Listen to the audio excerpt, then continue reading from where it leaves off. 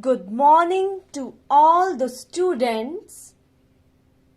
Students, this lesson is for class 8th for the subject of chemistry, topic decomposition of metal nitrates, which is covered in chapter 2, chemical changes and reactions, starting on page number 26 of your textbook titled Concise Chemistry by Selena Publication, and is being submitted to you on 19th April 2021.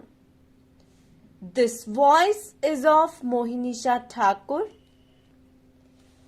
All students may now please open page number 26 of your notebook in front of you. If all students are ready, then let us start with this chapter. All students may now please listen carefully. Decomposition reaction.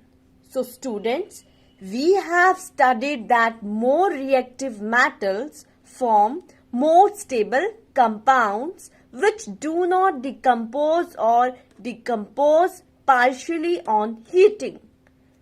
So now we will discuss the decomposition of metal nitrates.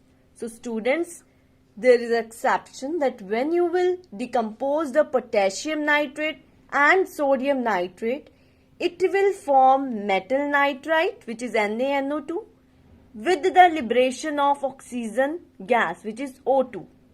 This reaction you may observe on the page number of the 1 of the notes, which is sent on 19th April 2021.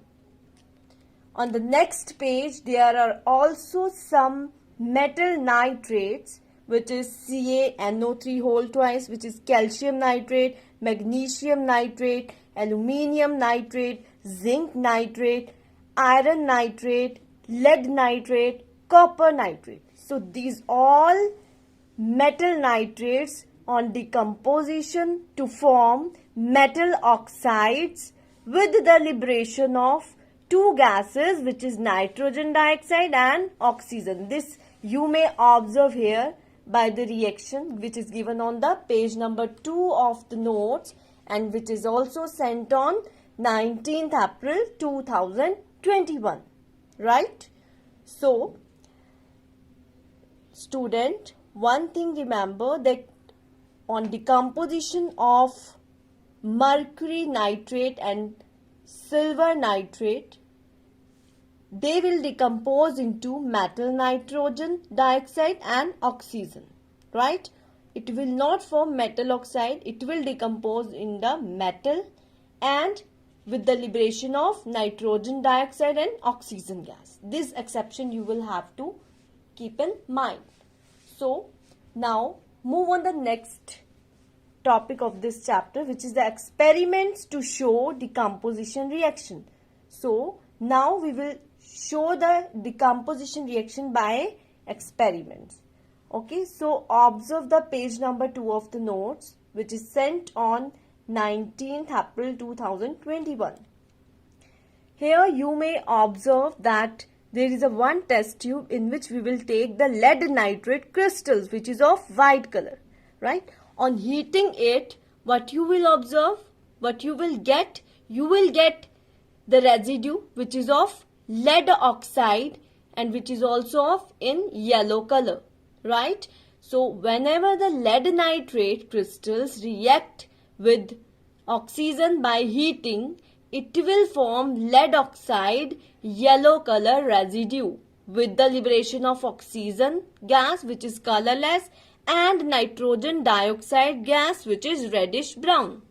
Right? So here this is a equation we will heat the lead nitrate solution, which is a white crystal. It will give yellow color lead oxide with the liberation of reddish brown gas of nitrogen dioxide with colorless oxygen gas. Right? Now move on the second part, which is, so students, in this apparatus you may observe that zinc carbonate on heating decompose into zinc oxide, which is yellow when hot, but on cooling it turns white, which is of means because of CO2 gas is also released. So lime water turns milky because of CO2 gas, right?